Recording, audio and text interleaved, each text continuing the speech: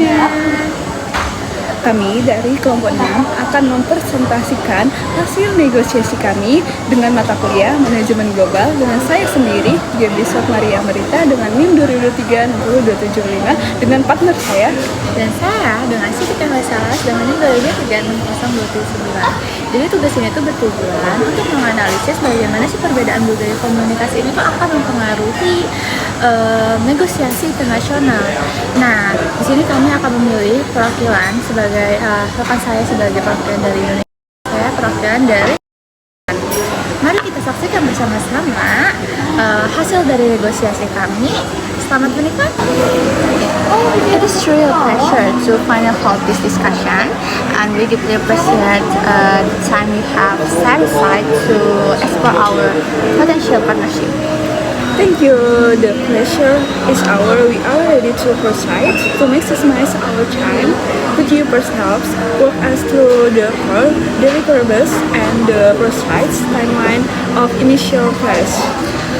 Certainly, we have to start with the carefully planned pre-launch phase and ensuring all details are secure before we commit fully. And we feel this really this risk significant. Awalnya, kedua pihak terlihat selaras, namun perhatikan gap kecilnya. Korea Selatan serasa meminta detail yang persis, menunjukkan orientasi hasil yang cepat.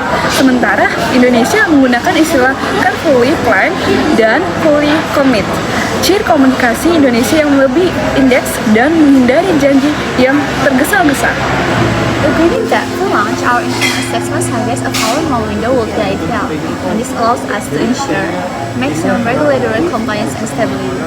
For months, the decision seemed rather extensive for a terminology price. Our usual benchmark for an initial cycle is closer to 6 weeks. A longer wait puts us at the competitive disadvantage in a fast-moving market.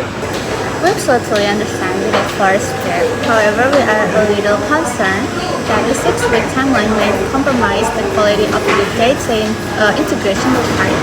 Di sini, miskomunikasi mulai muncul. Korea Selatan menyampaikan penolakan secara langsung atau rather extensive dan membandingkannya dengan benchmark mereka yang dianggap Python. Bagi Indonesia, tanggapan secepat itu bagi terasa mendesak.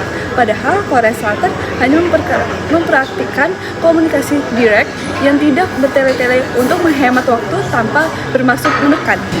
Secondary phase, our cautions regarding the timeline to simply a reflection of our commitment to long-term stability, not a relative chance to start quickly because our priorities is safe and smooth process. Yes, we understand your priority for stability, but we need to see tangible process to justify the market investment in our view. A fast turnaround is the best way to prove the project value and secure more resources. That makes perfect sense. The second half of the market turn is ended sharp fire. Indonesia menyesuaikan diri dengan menjelaskan motifnya secara lebih transparan dan langsung bahwa kehati-hatian komitmen jangka panjang Korea Selatan merespon dengan menjelaskan alasan budaya kerjanya bahwa kecepatan bukti nilai proyek. Kedua pihak mulai memahami mengapa prioritas mereka berbeda, bukan hanya apa perbedaannya. How about this? We will start with a 2-month cycle for the car architecture. This is significantly faster than our original 4-month proposal. If the technical review at the 2-month cycle is satisfactory, we will immediately fast-track all tests to a 4-week cycle. A 2 months initial phase with a greater 4-week cycle afterward is a reasonable compromise. It provides a tangible deadline and respects the need for a stable foundation. We agree to this structure. Excellent! We appreciate your flexibility in practice and find a real forward to successful Dengan adaptasi dari Indonesia menjadi lebih cepat dan pemahaman dari Korea Selatan, mereka menemukan titik temu. Solusi ini memadukan kehati-hatian Indonesia di awal dengan lead time cepat Korea Selatan di fase berikutnya, membuktikan bahwa perbedaan budaya dapat menjadi kekuatan. Oke, jadi dari simulasi itu menunjukkan 4 hal yang paling penting. Yang pertama tuh di sini ada ritme komunikasi. Jadi itu kita jangan menganggap bahwa sebuah kecepatan yang dimiliki oleh komunikasinya Korea Selatan ini adalah sebuah tekanan, tapi kita juga nggak boleh menganggap bahwa sebuah hati-hati yang dimiliki oleh negara Indonesia ini adalah sebuah keraguan, karena masing-masing negara itu mempunyai budaya komunikasi yang berbeda gitu gayanya. Nah, yang kedua, ada tujuan dan prioritas. Walaupun tujuannya sama, proyek yang sukses, prioritasnya bisa berbeda, stabilitas dan kecepatan pasar.